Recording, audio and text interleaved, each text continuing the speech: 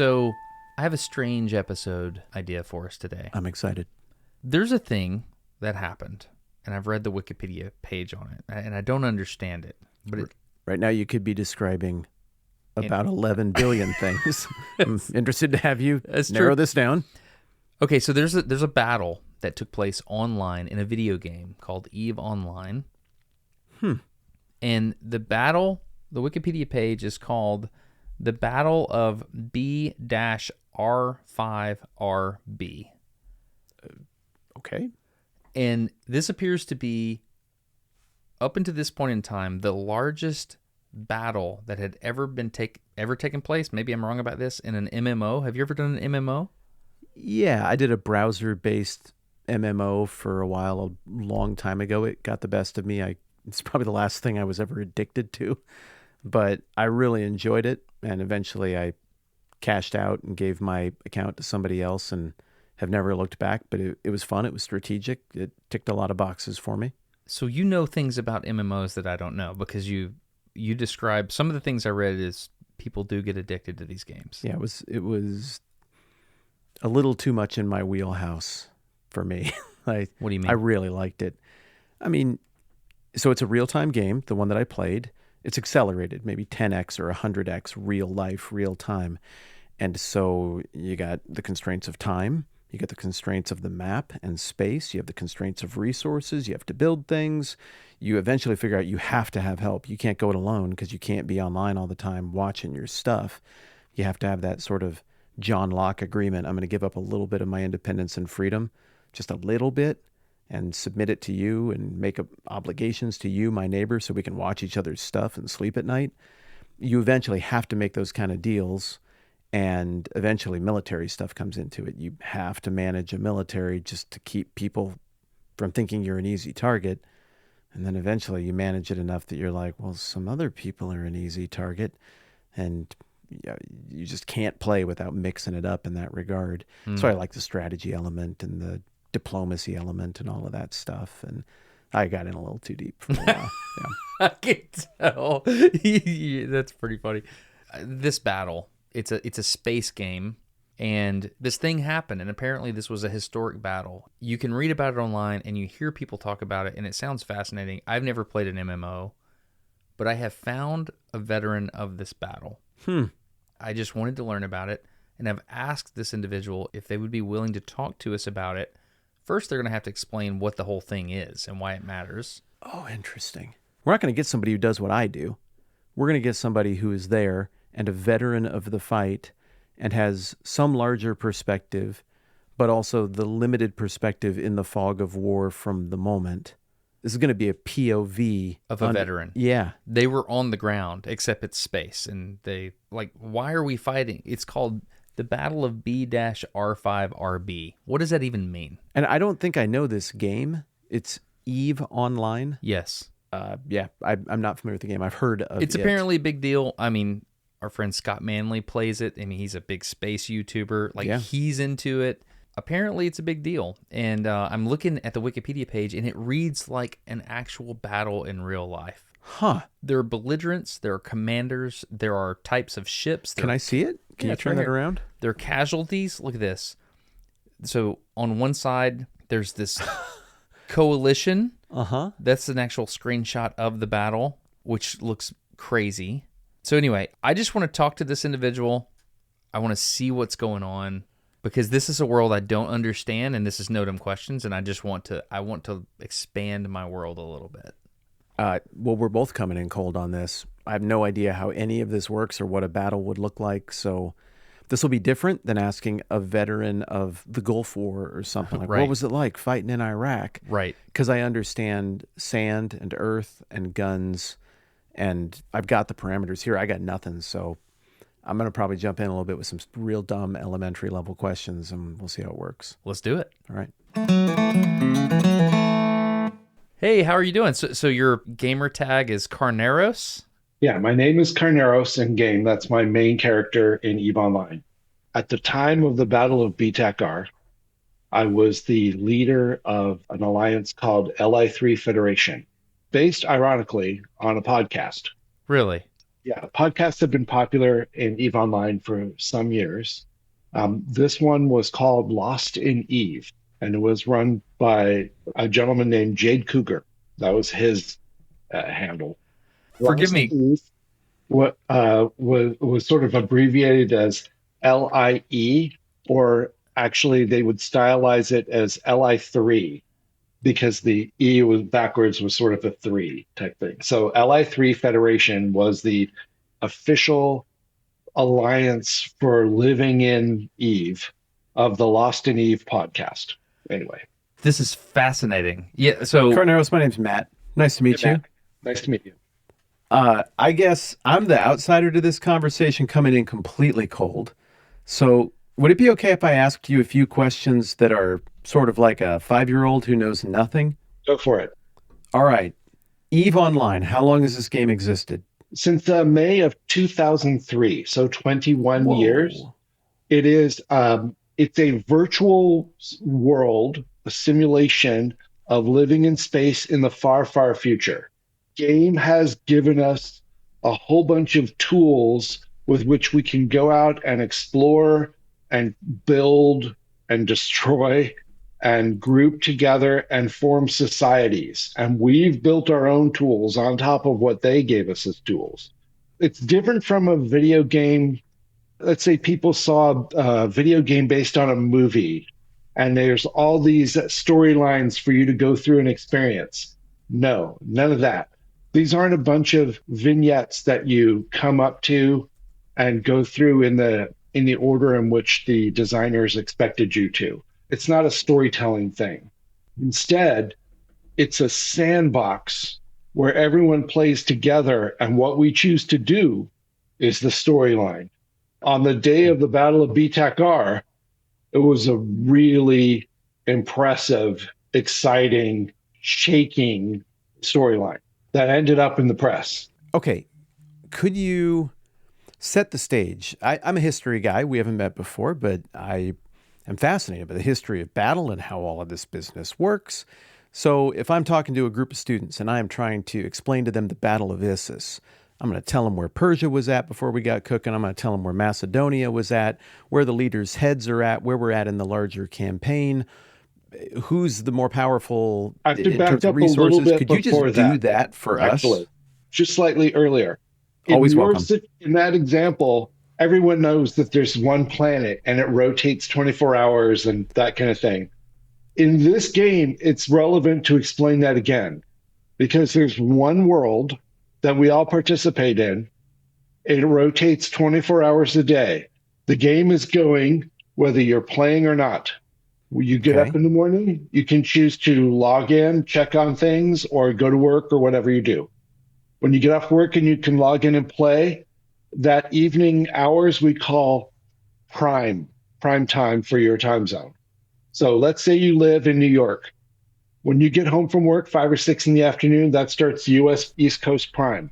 Okay. The world is rotating. When you get tired and have to go to bed that night, the world keeps going without you. The next time you wake up, you might check your messages to see what happened while you were gone. This is a daily thing. People who own a piece of space in this game protect it 24 hours a day. You have to have friends, ideally friends in multiple time zones or allies or something, because people will come in and make a mess of your front yard if you go to sleep at night. Just put it that way. what time zone are you in? A lot of times it doesn't even matter. If you run an alliance in Eve, have to pay attention to it at least 16 hours a day. That's life. I happened for most of this to be based in California, but my members know that I get up early in the morning. I turn off my comms at night for a few hours, but other than that, I'm connected and I'm managing a space empire. Do they It's like there are compensate you to do that? 3,500 people relying on me to help take care of them. Although it was a little smaller at the time of the Battle of BTAC-R, probably 2,000 members of my organization. So a question, you're saying the Battle of BTAC-R? What does the TAC mean? Because when I look at it on the Wikipedia page, it's B-R5RB. I don't know why hyphens are spelled out with are called attack in this game. It's been this way since before I started playing it. There are certain things that people do. Partly, some of them are to be clearer for people who don't speak English as their best language. Hmm. So, for example, if there were a Z in the name, we usually call it by the British pronunciation of Z, Hmm. just in those names, because you have, when it's just a string of letters and digits, you have so little context to go by that you are required to sort of do the best you can with, spelling things out. I'm a little bit lucky that I have a fairly clear voice and an accent in English that is fairly understandable to people. It can get trickier if you have a stronger accent. So BTAC R it was how we call it, the Battle of BTAC R, Why although do they that's call it that? short for the Battle of BTAC R 5RB.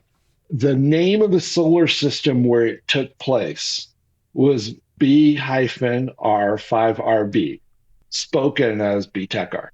Okay, now there were a group of people who owned that system and controlled it. And there was a station in that solar system that was a regional hub of activity. People stored ships there. People went there and did things and people got together there and had activities together. There are other places around where people were also having activities. That one was, a medium sized one that mattered at the time in that region of space.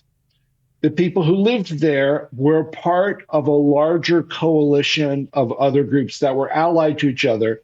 And in times of war, they would call each other up and say, hey, we're being attacked. Can you help us? Or, hey, we're going to go hit those guys over there. Do you want to come with us?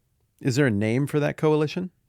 Okay, yeah. The group that ran that system were called Pandemic Legion. No reference to the much, much later COVID pandemic that happened. These guys have been in existence with that selected name for well over 10 years by the time COVID hit. So let's just ignore that for a moment. They're a cool group. Their symbol is a bacteriophage. They're talented, they're smart, they happen to be our enemies. Oh, so oh wait, I'm starting to understand. So they owned BTAC-R. They had a territorial claim unit established in the system. What is that? You may think of it as a flag planted on an island saying, we own this island. This is part of our country. At But they're once your upon a enemy. time, people did things like that. Put a flag. A territorial claim unit is a computer sitting in space, sending out a signal, telling everyone this solar system is a part of the sovereignty claim of Pandemic Legion, and they can hear a certain amount of what happens in this system automatically through this territorial claim unit. And if you try anything here, just assume they're going to come and have an opinion on the subject. Okay. So, Pandemic Legion had friends in multiple time zones for reasons that should be clearer to you now that you understand Yes. the rhythm of this Yes. world. Okay. One other thing to tell you, this game is 21 years old. One of Old enough to the drink. building of this game back in the day was an astounding technical feat. To have everyone in the universe be able to participate on one server cluster at the same time was a big deal. One of the things they had to give up in the trade-offs of building it was that every day, at some point in the day, they have to turn off the damn machine and restart it and run a cleanup script on it to fix a bunch of things. This is old tech. Remember when people used floppy disks? Yeah. It's Vividly. very hard to change your mind on something like this after you've built 21 years of additional game on top of this simulation. Okay. Keep in mind that every day at a certain time, there's a downtime cycle. Does everyone know this, that what time the time cycle is going to end every What day? they did is when they set up the game, they picked what would be the least busy time of the clock to do this. So it's basically during Australian prime, and the Australians are used players are used to. The game will shut down for at that time about 15 minutes every day, right in the middle of their prime playing time. So they come home from work, they do a bit in game, they log off, the game refreshes, they log back in, and they can finish what they're doing. They're used to it. Everyone else gets it easy. The Europeans, the Americans, we're all spoiled rotten and don't have that happening in the middle of our day. On this particular day, in the where the Battle of BTACR happened, What year is this?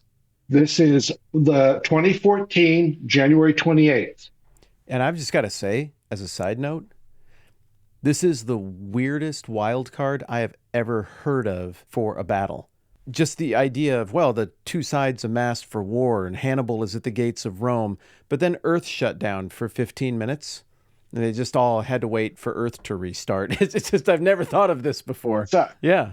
the company has improved it down to something like sub 5 minutes, but it's still a suspension of disbelief, jarring thing that happens. And humans can get accustomed to a lot of things. They're accustomed to this at this point. But someday I expect they'll get rid of it somehow. It will be a crazy full rewrite to do it, is my estimation. Let's get out of the weeds for a second.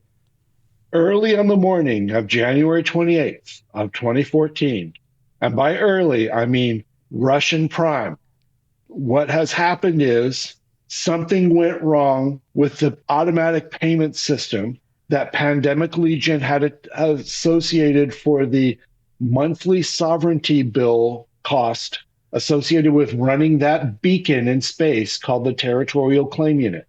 In order to hold that territory, you have to pay a certain amount of interstellar credits to the game once a month. If you like, you can pay it manually. If you don't like, you can connect it to a particular wallet and it'll take money out of the wallet. And it can have multiple wallets that it can go to if the first one runs dry for some reason. Okay.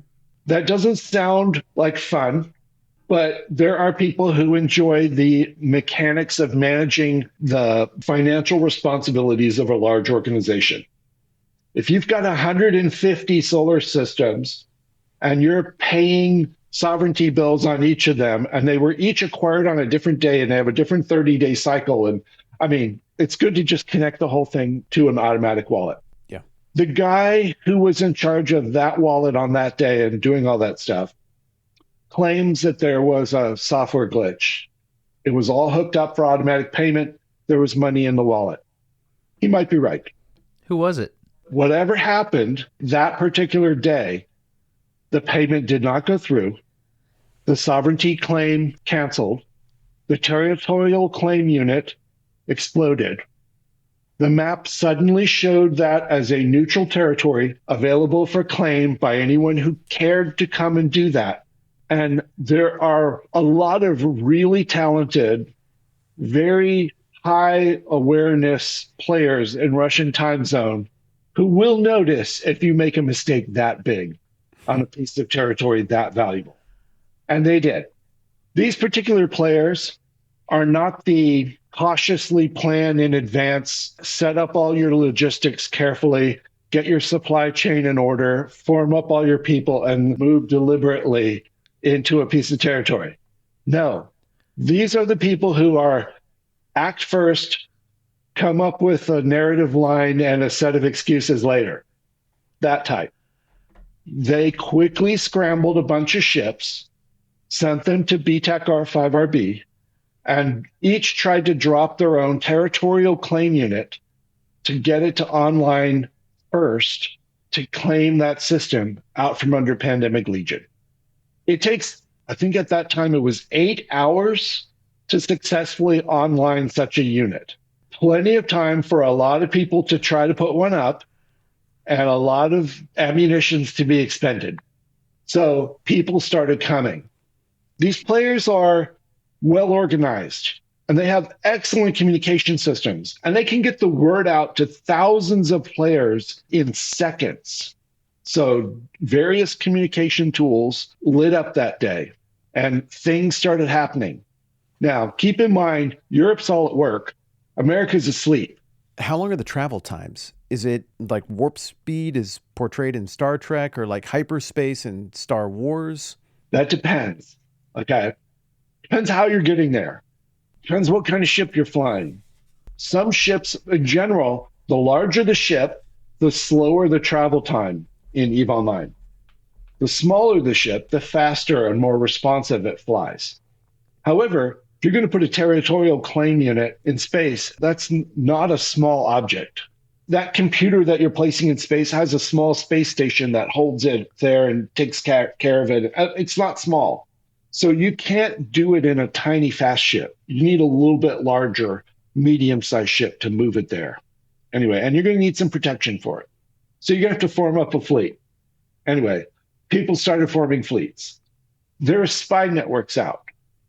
People saw each other forming fleets, and they formed fleets. And then people saw the other guys forming and called their friends and said, we need help. We're going to lose this system if we can't get help.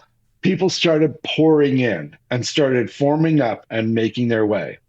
And it escalated from medium-sized ships that can carry a territorial claim unit and support crews for them to capital-sized ships and super capital class ships, all the way up to the largest ships that were currently in existence in this game. Can you give me any kind of context of scale or cost on these? Yes, I'm not prepared with an image right now, but I have That's a okay. beautiful image that I could show you. But it's something, I think an Avatar class Titan like I was flying is something like 14 kilometers in length. I'm sorry, you were flying a Titan in this battle? Yes, I was flying an Avatar class Titan 1 in this battle. I had paid a lot of money for it. I don't want to say it. Actual money. Okay. Oh, there's somebody in the room. You can't say it out loud because someone's in the room. Out loud. That's fun. That's really good. So let me ask you this. So this territorial claim unit that we're going to put in this position, is this going to be the territorial claim of Carnaros? No. No, these have to do with the alliance that's placing it. Pandemic Legion is an alliance of corporations in EVE. And they forgot to make the only payment. Alliance level can place a TCU, a territorial claim unit. So who are you with? Keep in mind, America's asleep, Europe is at work, it's Russian prime. So no, very few Americans have any idea this is happening. These are Russians and a few Eastern Europeans that are hurrying to this system to go drop multiple territorial claim units. For what alliance? Multiple of them. This is before I got there. By the time I wake up and I arrive at this battle, no one cares about the stupid TCUs. They're there to shoot each other's Titans. CU is just roughly speaking a $5 piece of equipment in this world. Just to give you a rough approximation in our currency in America. A Titan is somewhere around like maybe $1,500. Whoa. What? They were designed to be built by a group of people, not one person by themselves. It's a lot of work. But you had one. To build a Titan, and I had one. And it had taken me, I had been playing this game for 5 years. By the time I had my first Titan, this Titan, and took it to the thing, it was my first Titan. Today I've been playing for 14 years and I have 4 others. But that one's died. But, yeah. So it's just a different world now. How many Titans showed up? A lot. Scores and scores of them. Over 100. Why do you have a Titan? And is it a big deal that Titans showed up? I don't understand. You don't escalate with them. You don't risk them if you think you're going to lose it. Because They're very hard to replace. Just the build time is 3 months. And that's assuming someone handed you all of the materials and said, here you go, build yourself a Titan. Getting the resources together to build this, unless you're independently wealthy, it's a lot. No, you don't spend these lightly. One doesn't do that. And that's for the point of view of an American.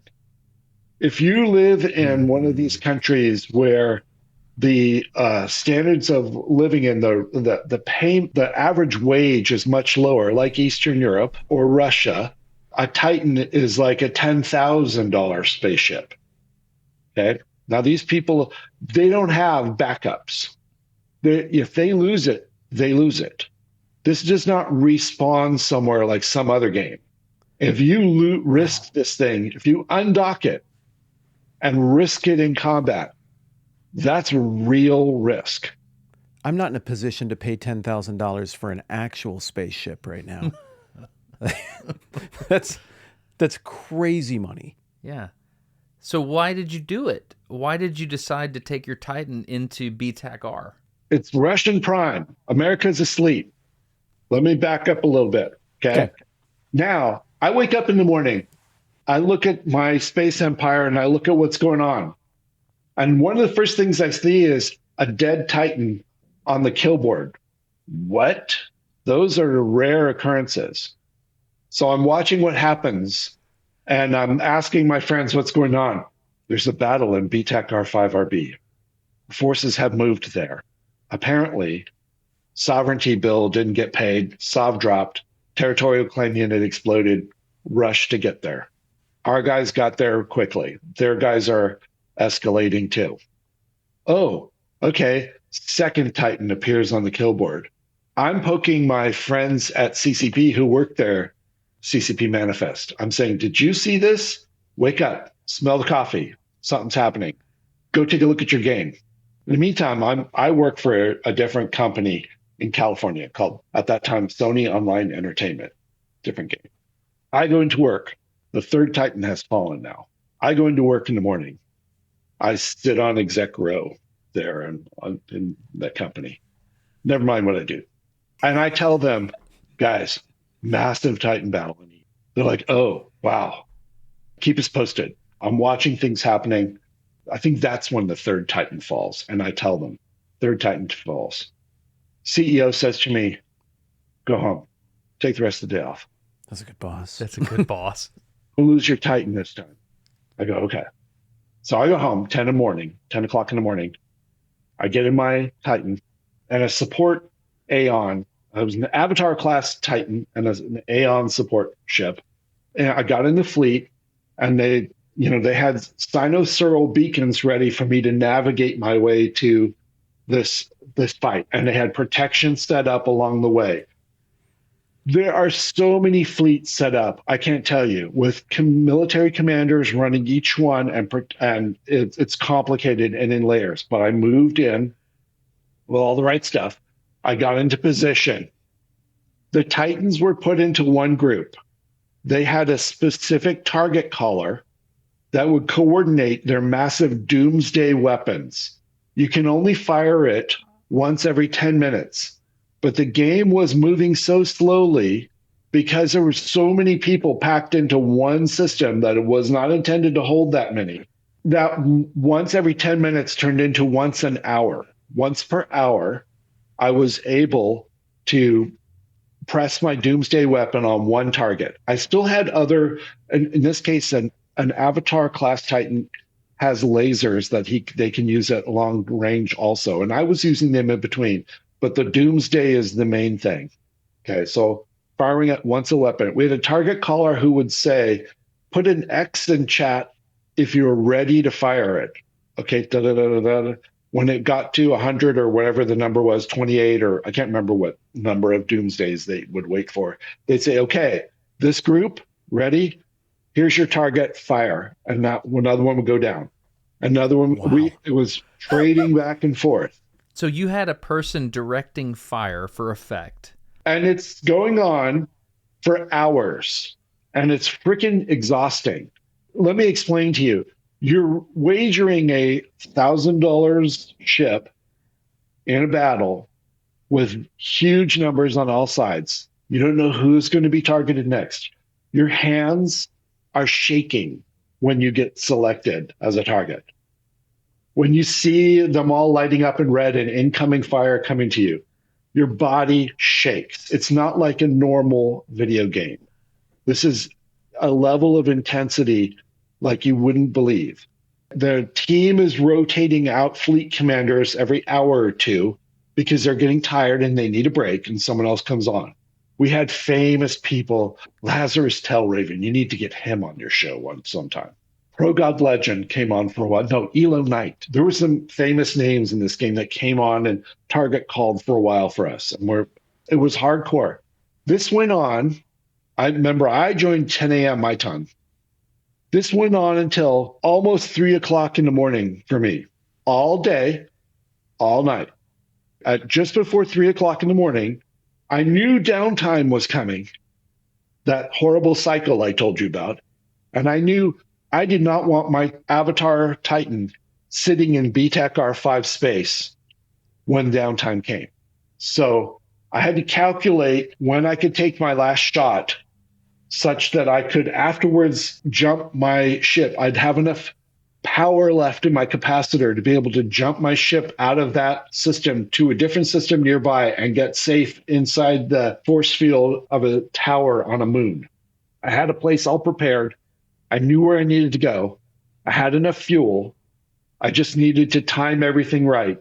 And at 5 minutes to 3 in the morning, I jumped out, and then I moved my ship inside the protective field and logged off just in time for 3 o'clock in the morning. How many ships were you able to take down? I was able to kill 15 Titans, 2 super carriers, 4 carriers, and 6 dreadnoughts in the space of time between 10 a.m. and 3 a.m. How do you remember that? There's a website that we call zkillboard.com that tracks recorded deaths and who contributed and such. I don't remember that kind of thing, details personally. I went and looked it up this afternoon when I was asked if I might want to come on and say a few words. Wow. On zkillboard. Is that a big deal? Like, is that, how many Titans have you killed since then? Let's put it this way. It's a rare day when a Titan dies. That's like one of the first times in any times that there have been 15 Titans dead in one day. It actually was a lot larger number than that. That's a big deal. Yes, that's a big deal. I was only one out of like 100 Titans on our side shooting, so I couldn't get on every kill. There were a lot more dying. What would have happened if you hadn't made it out of there before 3 a.m. and you had still been in combat during the downtime? Well, that means I no longer have the opportunity of logging in a safe space to get my bearings in the game. I have to log in the middle of a war zone afterwards. That means I have to get people I trust to be watching at that side, and we have to be in control of the gridiron, so to speak, in control of the field when I do that. Field is such a two-dimensional concept. It's in a three-dimensional space, but you don't risk that valuable a ship by just blindly logging in at any time, and you have no idea if you just crashed a party of hostiles. Right. They will drop anything they're doing to kill a Titan. You are the largest piece of bait out there. Okay. Well, follow-up question to that. Can you describe the way your fleet was arrayed? Because it's three-dimensional space. That's very different than how I think of, say, the Battle of Gettysburg. I can draw the line of the Battle of Gettysburg right down to the little hook at Little Round Top. I understand this in an X and Y, but it's hard for me to picture how you would array this fleet when you add a Z coordinate. How did that work? Yeah. So a lot of times in a battle in EVE Online, there is a station or an object in space or a trapped ship or something that is the focus of the battle, and everything is trying to fight position for a good relative positioning around that focus. In this particular case, that was less the case because the territorial claim units that were onlining out wherever were popping up wherever they're in various parts of the system. But the first time, and then groups were arriving in various parts of the system. The first time that they engaged with each other, though, that created now a nexus of where everyone else wanted to get to.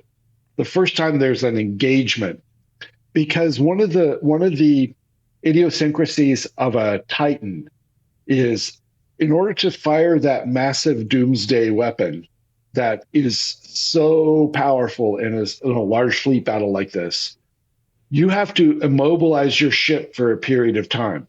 Part of the game design trade-offs is I risk something by firing this powerful thing. Sure. I'm saying I can't go anywhere. I can't fly through space and I can't jump out with my jump drive. I can't go anywhere. I'm going to sit right here until my timer runs off. Then I have an opportunity to either fire it again and be stuck again or leave. That's all. By the time I woke up, joined the fleet, came home from work, joined the fleet, battle lines had been set up in places. That happened before I got to the party, so to speak.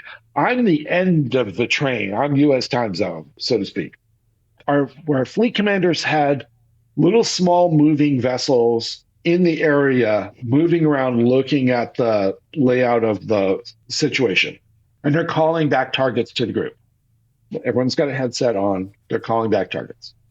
They picked spots and said, I want a recon ship to come to me here, work to me, stop right here, decloak, light your beacon.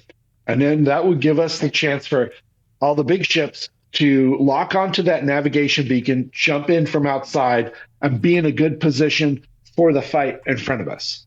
Does that make any sense? It's hard to say this. Okay, so what you're describing is a very dynamic, complex, multifaceted, spread out battlefield. Scouts. Moving in slow motion. At 1/6 speed because of the server constraints. Wow.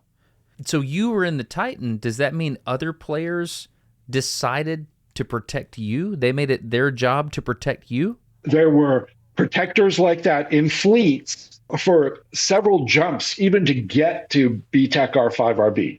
And then once we were inside, there was a group in subcapital ships surrounding us, protecting us from anyone coming over and trying to do something stupid to our Titans.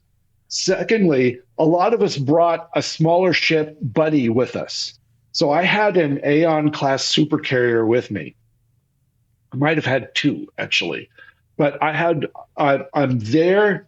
The Aeon and the Avatar are both built by the same company in the lore of the game. And they use the same type of fuel. So their fuel is compatible with each other. So one of the things I could do was carry extra fuel in my supercarrier because it costs like 100,000 helium isotopes every time I want to fire the Doomsday weapon. And I just fired it 15 times. That's 1.5 million helium isotopes. The same thing I also need if I'm going to move my ship by jumping out of the system. So, do I want to trap myself here? No, I'm not dumb. So I'm calculating all these things. I'm keeping the place in the battle where I was placed, keeping an eye on my protectors. I'm refueling myself for my supercarriers when I can. I'm transferring fuel into my system in between shots. And then those supercarriers have fighters that they can send out. So I'm dealing with anything that comes near me with those fighters if I can. Unfortunately, they're really hard to use in slow motion in that level of battle. You know how in a loud room, your partner can choose to hear the parts they want to hear of the conversation? Yeah, like how much your ship costs? Yeah. In a large battle in Eve, the server can occasionally forget some of the commands that come out. For whatever reason, it prioritizes some commands above others. Your ability to manipulate a smaller ship like a drone or a fighter craft is for some reason fairly suppressed in the noise of a giant fleet battle. So you can't really rely on it. The thing it hears best are doomsday weapons. Ah. So those become more powerful than they even should be in the context of a massive, struggling server battle. So one question I have is, you said to even get to BTAC-R, you had to have basically fighter escort, but at the carrier level, all the way to BTAC-R. I had to have support at locations of I would jump to one place and I needed protection. And then I would jump to another place and I needed protection. So some people that you talk to, if you're going to interview people about BTAC-R and the fight there, some people will say, I was in the battle, but I wasn't in the system.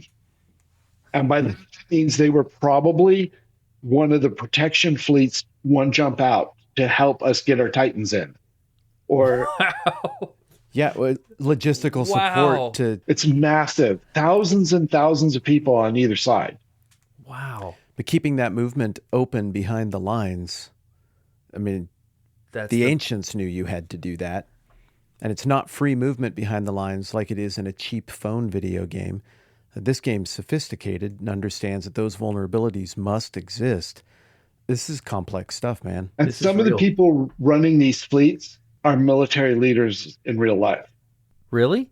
And some of them aren't, but that's only because their governments are idiots and don't realize what they have. Or they would ask that person to go and take a role because they're freaking great. For what nation are these people military leaders? All of them. This is an international game, sir. Do they ever fight in real life? Well, let's put it this way. Today in EVE Online, which I still play every day, I'm a leader of a small corporation of a little over like 100 people. But that 100 people, about half of them are either Russian or Ukrainian, which you might realize presents some challenges. Okay. So you have Russians and Ukrainians, In the same group. they're allied together fighting under you. Yeah. So I have Russians and Ukrainians and English speakers on my team. And I have Russian speakers and English speakers on my leadership team. And we coordinate them all. And we agree to set aside what's happening in real life and keep this space as a non-political place where we can interact. In real life, they do that also in things like the Olympic Games and stuff. They try to set aside politics. It doesn't always work. I remember Munich in the 1970s. There are times it doesn't work, but at least people make an effort to keep the Olympic Games as a non-politics zone. You with me?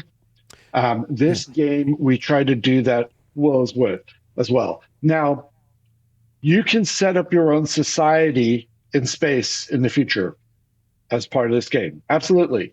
You can say, we're all Ukrainians, Slavo Ukraini, or however you say it. We do everything together as a team and we don't recruit anyone else. You could do that in the game. You're limited to a time zone, but at least everyone speaks Ukrainian. I mean, there's some benefits to it. That's just a hypothetical. In my group, we are a mixed group. We're friends. We have flown together previously in a large group, and we all liked each other. And when the group split up, we 100 stepped together and said, let's all go do our own thing. And we'll become the Night Watchman. Is that what you call yourselves, the Night Watchman? Yeah. Is that a reference to Martin? No. Just coincidental. Okay. So probably basketball, of all the sports I play, is the one where if I play an opponent, I can learn things about them as a person and they learn things about me based on decisions they make on the floor, how they respond to adversity, Yes. their first choice of what to do with the ball in given situations, their willingness to do the dirty work or stay outside. You learn about a human playing basketball. You do. Likewise, when I study commanders, the great commanders of history, Yeah. I learn about their personality through their command decisions under various types of pressure. Is the detail in this game sufficient that you have been able to observe command tendencies on people you don't know through their decisions on the battlefield, Yes. or to accurately predict command decisions of people you do know well, but that you haven't seen yet on the battlefield? Yes.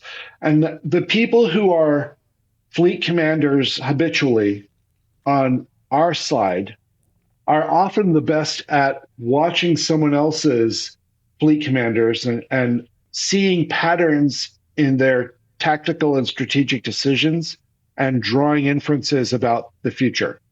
So, if, for example, we get a report that says hunting deity is forming a fleet and he's bringing Executor Navy issues as the main fleet because our scouts there are watching them undock and go and get on a Titan to be bridged. We can see that. If then we get a report back, our FCs, our fleet commanders can look at that and go, I have a good idea what he's going to do with it and how he'll act once he arrives on the battle grid. So I will choose this ship that's slightly smaller and more maneuverable, and I'll go and fight him. They'll put together a plan like that. Or I will choose this other ship that has much longer range, and I'll stay back out of their range, and I'll fight sniper style from a distance. Or there's all kinds of things like that. But if they look at the fleet, we do have a couple of fleet commanders that are exceptionally difficult to see their patterns because they're so unpredictable. Mr. V, superb military mind. Okay, so I'm Answer just is thinking about the stakes of this. And if it's a detailed enough game that you can observe command decisions, tendencies, what strikes fear into a person's heart when they'll pull back, when they'll engage, how they pick the moment of engagement, all of this stuff, and you don't have anonymity, and you just know, like, well, this is Admiral so-and-so, and he commands the fleet of this nation in Earth. And this over here is General so-and-so, and he commands the Marines of this nation on Earth. It would actually be bad if they knew each other's names and knew who each other were, because theoretically, if you got familiar enough with those tendencies, it could have real-world consequences should the two ever meet. I do believe that has happened in You've human got to be history kidding me. on a number of occasions. Such as? Not talking about the game, Oh, okay. talking about the real world. I believe that has happened at times in the real world where people got to know each other a little too well. Wow. Magneto and Xavier. In Eve, it's possible to keep your perspective even as you get to know people. For example, my closest neighbor to where I live in real life, who plays Eve Online, is a famous player for the other side. I won't mention her name at the moment, but she and I and her husband will occasionally go have dinner. It's okay. My guys know, her guys know. We're not going to get on the same side in a battle. We don't think less of each other. We can still be friends. I know that doesn't sound very enlightening, but No, it's a big deal. So this we is go a to real. monthly player meetups in Los Angeles and hang out and have beer.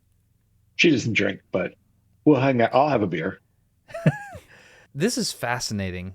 I would like to know what happened in BTAC-R. What was the outcome of the battle, and how did it change the game?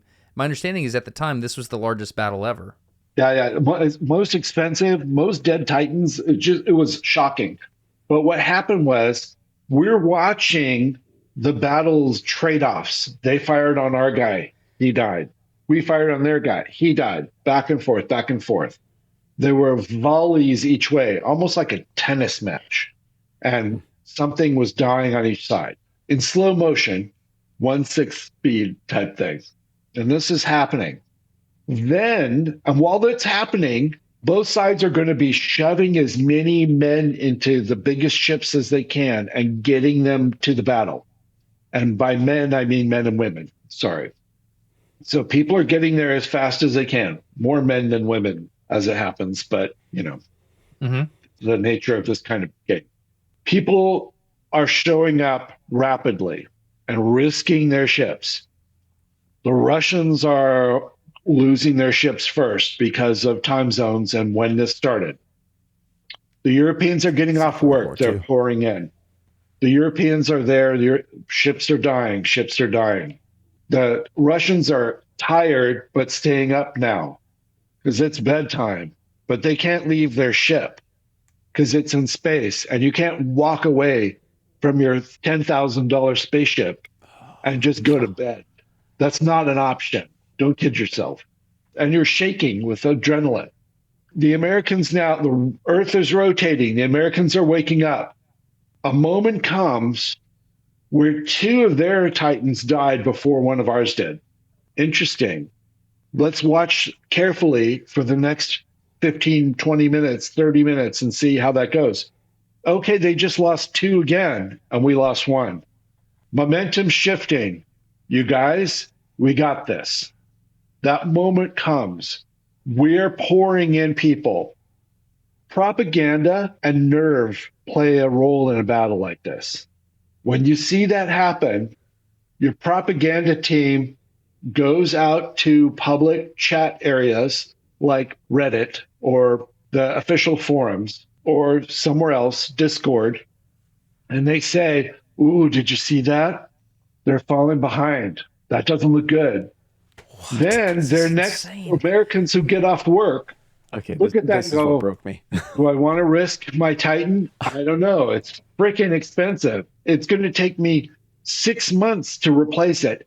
Even if I replace it quickly, I don't know. Does my alliance have enough money to replace it for me? I don't think so. I'm scared." So then only 50% as many people jump in with nerve to support their team as they could have, On the Pandemic Legion?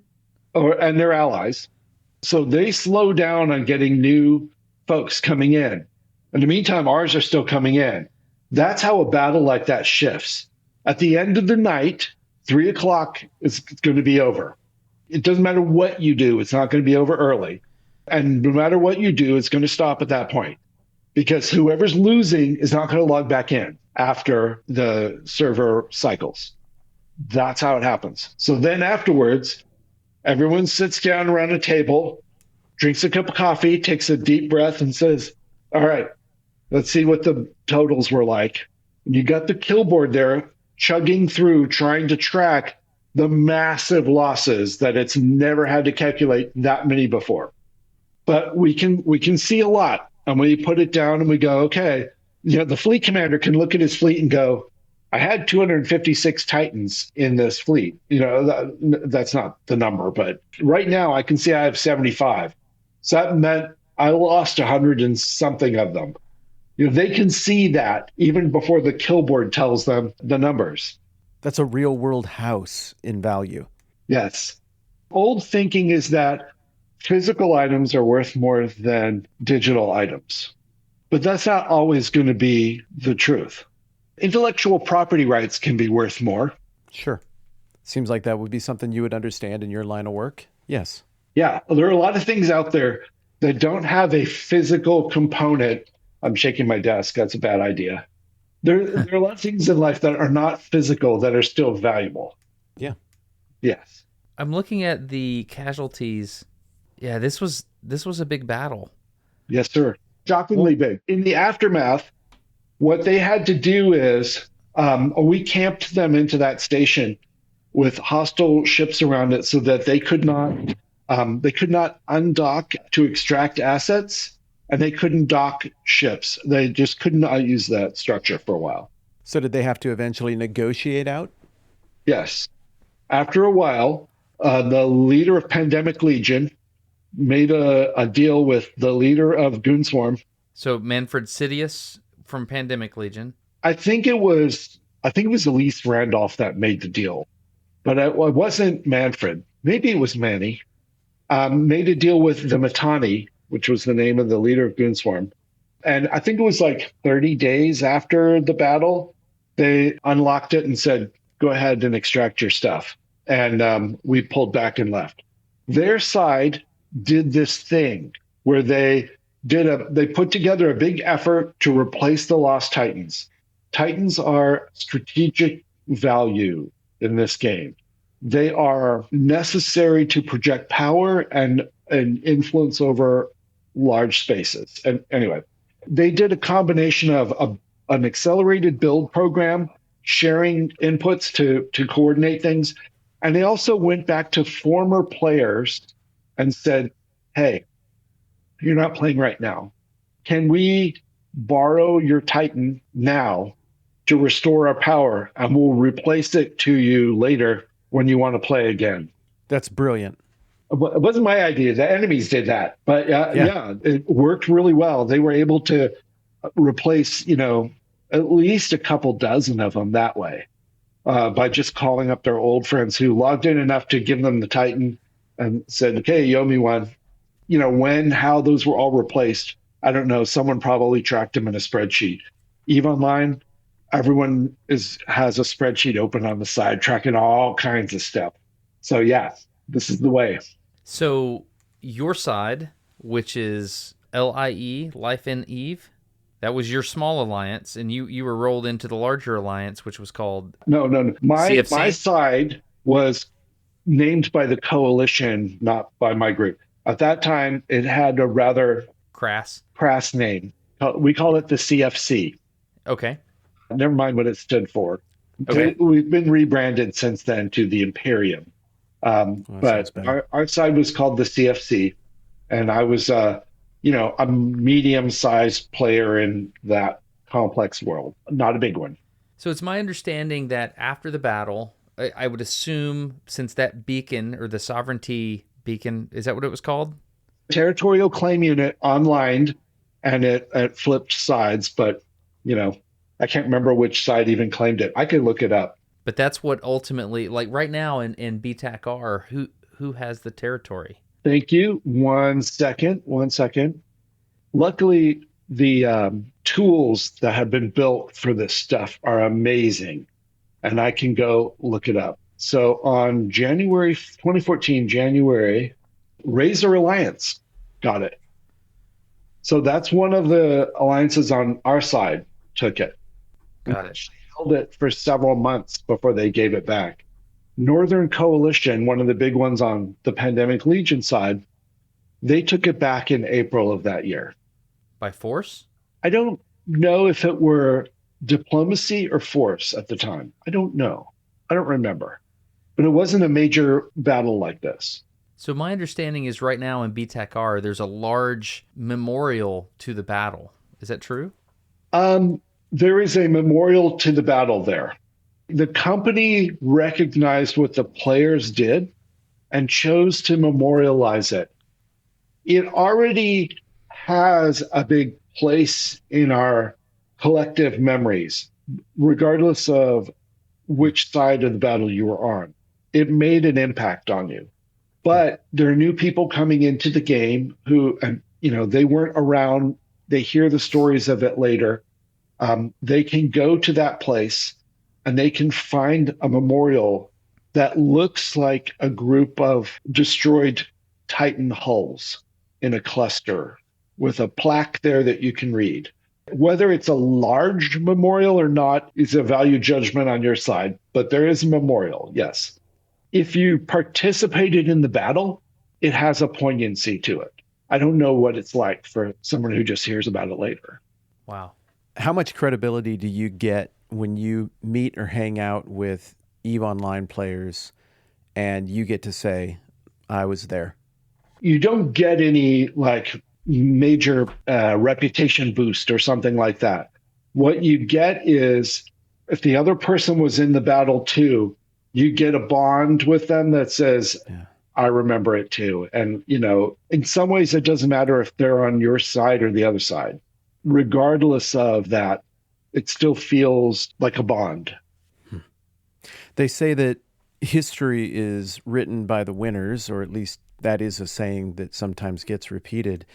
I suppose in support of that idea is that a lot of the people who lost die and they don't get a voice anymore. They don't get to write an account. They're buried on the battlefield. But here, nobody died. So how does this history get recorded, and how does the fact that everyone who lost is still alive and still has a keyboard and still has memories and can still give their take on it, how does that make the telling of the story and the remembering of the story unique? This is an unusual game in that regard, other regards as well. But in that regard, this is unusual because we have historians who write history books about this game. There's a gentleman named Andrew Groen, Groen. who has written, I think you've had him on the show. He written Empires of Eve, Volume 1 and 2. Volume 2 had a multi-sided recount of this battle. Hmm. He interviewed people on multiple sides. He didn't interview me. I wasn't one of the bigwigs. I just ran a small alliance and I brought my ship type thing. But there were more important people, target callers, strategic decision makers, etc., high up who he talked to on both sides. If you want to dive deeper into BTAC-R, it's a deep subject and you could hear a lot more interesting stuff than from talking to me. Wow. Thank you so much for your time, Carnaros. I guess we're going to just keep you at your gamer tag, or would you like people to know who you actually are? If they want to know who I am, they know me. That's the spirit. That's awesome. Carnaros, how do you spell your gamer tag? Carneros. Carneros. Carneros. The first wine growing region in the United States to get officially designated with an AVA tag, American Viticultural Area. Huh. Carneros District, just on the north shore of the San Francisco Bay. Thank you so much, Carneros. We appreciate your time. Very much. Thank you. Have a good day. This episode of No Dumb Questions is sponsored by the patrons of the program who voluntarily support this show because they want to. Thank you to all of you. We affectionately call the patrons of the program the Winged Hussars because you all arrived in our hour of need, and we really are truly grateful. This thing wouldn't happen without you. And as a way of saying thanks with this episode, there's a little bit of bonus content that we're sharing with all the patrons who support at any level. And that is an interview with Scott Manley of the YouTube channel Scott Manley, who was a part of the battle we are discussing in this episode. And we will have that published over at patreon.com/nodumbquestions as a way of saying thanks to everybody who supports. All right. Thanks again to all of the Winged Hussars who support the program. And thanks to all of you who might consider it. Back to the conversation. The extra parameters are mind-boggling to me because I have thought about this kind of stuff since I was 18 years old and I had my first military history and strategy class in undergrad. And then I fell in love with it and I just kept taking classes and I kept reading. There's always wild cards in any given battle, but they're all within the boundaries of Earth physics.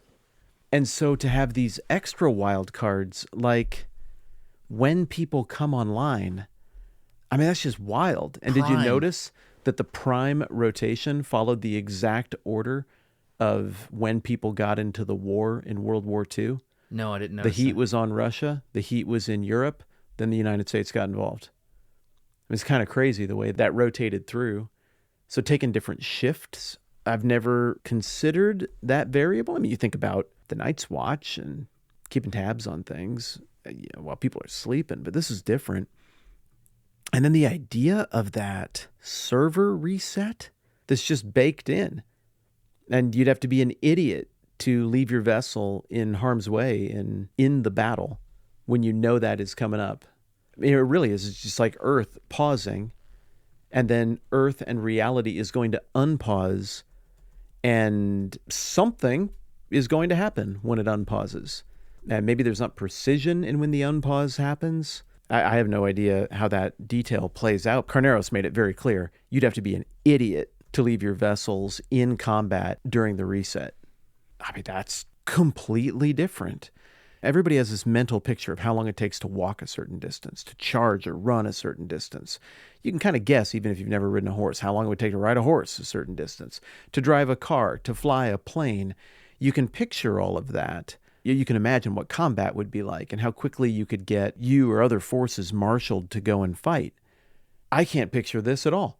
I don't know how far everybody's coming from. How long does it take? I mean, the best thing I can imagine is just the way it looks like when ships come out of hyperspace in Star Wars. It's like, whoa, there's a whole battle here.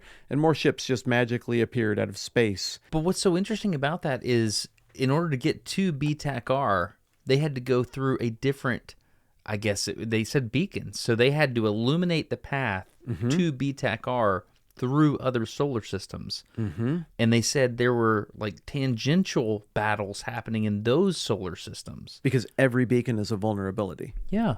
Yeah. And so they realized okay, I've got to go from A to B to, so it's like an onion.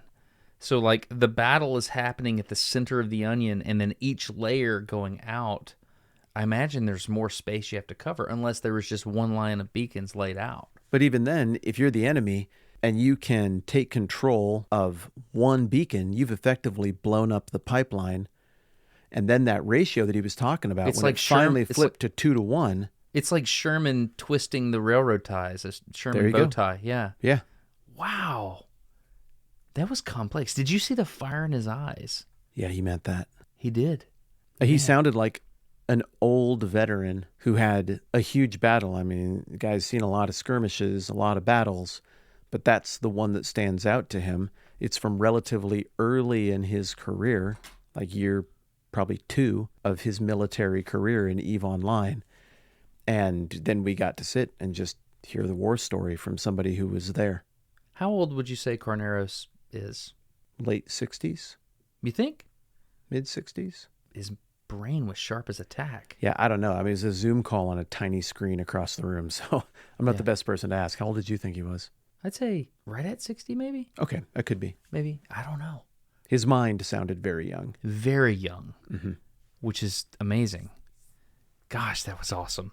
Those are the things that jump off the page for me. There's probably more. What about you? It's fascinating. The parallels, like once you said, it's not unlike the Skittles game that you were talking about in one of the earlier episodes that we did. Mm-hmm. Once you limit the map and you have certain resources in certain locations, things naturally happen. Mm-hmm. I was reading where the Pandemic Legion, they assembled in what they call the Wrecking Ball formation. And so that was more of a defensive position. And then they tried to put their ships on the outside, and they had this big, like, just amassment of ships in one sphere. I mean, things are just going to happen. You're going to stumble onto certain things that you do as a fleet commander. I just think it was fascinating. They instantly realized, okay, we have to coordinate our fire. It's artillery, right? Which isn't unlike lobbing arrows at each other when you were. That's what killed Saul, right? Was Saul taken out in the Bible with an arrow? Injured. Oh yeah. He injured. He died a different way. So Saul? Saul. I mean, he just ran himself through, right? Yeah, he did. So it's fascinating to see that once you limit resources in a certain way, battle happens I don't know how to say it. There's prescribed rules that once you put them in place, these procedural things happen so that you have an emergent behavior of war. Mm-hmm. It's just going to happen every time. Mm-hmm. Yeah, it's fascinating. Yeah, my mind goes back to an episode I knew as well. The one about if you restarted the world 100 times. This is years ago. You and I had this conversation. I won't be offended if you don't remember, but I think it was a whole episode where we're like, well, what are the things that if you started the world 100 times over would happen 100 times again? I argued for baseball, that human nature plus time plus distance plus this gravity plus average barometric pressure plus the size and frame and strength of a human body and what the shoulder can do in throwing will make baseball happen every time, and it's going to end up at roughly these dimensions because they're the right dimensions for the sport given those parameters. When it comes to military stuff, what are the things that are going to happen every single time you start the world over, in your opinion? Straits of Malacca. There's a choke point there. The Strait of Malacca. And this shipping is going to go through there, and it's going to be contested in that area of the world. I mean, over in the Strait of Hormuz, we're going to have issues there. So there will always be a place on any map that you make that is more desirable than others. You're probably going to build the Panama Canal every time. Okay. You're probably going to make the Suez Canal every time. What about on the battlefield? What are the things that will just evolve at some point if you start the world over 100 times? Artillery. It's going to happen. Why? Because you are quickly going to arrive at how to injure someone at distance. And then once you do that, that guy he was sitting there talking about, yeah, we had a guy calling out our target so that you could put effective fire on a certain target. That's not unlike what JTACs do. Or you know, these people in modern military, they say, hey, they're calling in fire, and you have to have a smart person in that role. And then you just have to have doomsday lobbers that are over there firing the thing. It's just amazing. Meaning you're going to have people putting, what did he say? Helium isotopes? Or what did he I call think that's what he said, yeah. Or hydrogen? I don't even know what he said. You're going to have people bringing bullets to the front line like they are in Ukraine and Russia right now, the 155s. Yeah. Yeah. And why did artillery exist in the ancient world? Why did it? Yeah. How did it exist? Oh, like catapults and Yeah. ballistas? Uh-huh. To destroy the enemy at distance. Yeah, but why wouldn't the enemy just spread out? Make it really inefficient to load up a catapult with a giant boulder to try to squash one dude. I don't know. Because then the infantry can take him out easier. Yeah, well, the one dude would just run away when the boulder's flying at him. He'd look at it and be like, well, I wouldn't want that to hit me. So he'd just run away. You use it to disrupt formations that enhance the power of the individual who, on an ancient battlefield, when they work in formation, they can defeat a rival formation of, say, a light infantry shooting little arrows. Well, how do you beat that? How do you beat the little arrows on the battlefield? Shield. And speed. Shields and speed. That's how you do it. China figured it out. Japan figured it out. Mesopotamia figured it out. Egypt figured it out. Europe figured it out.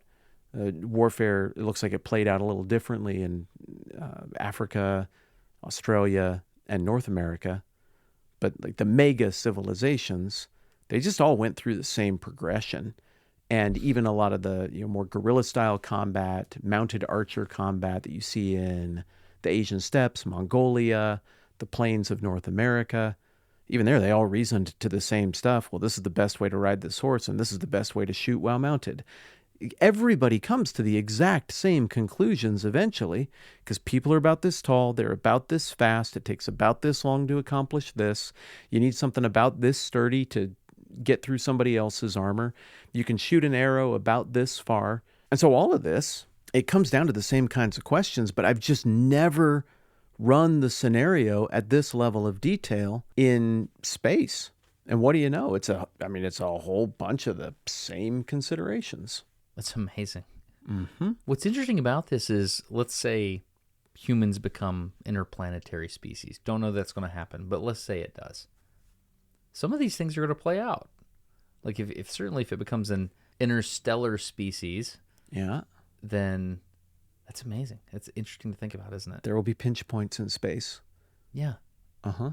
Like the fact right now you can get to Mars about once every, 18 months?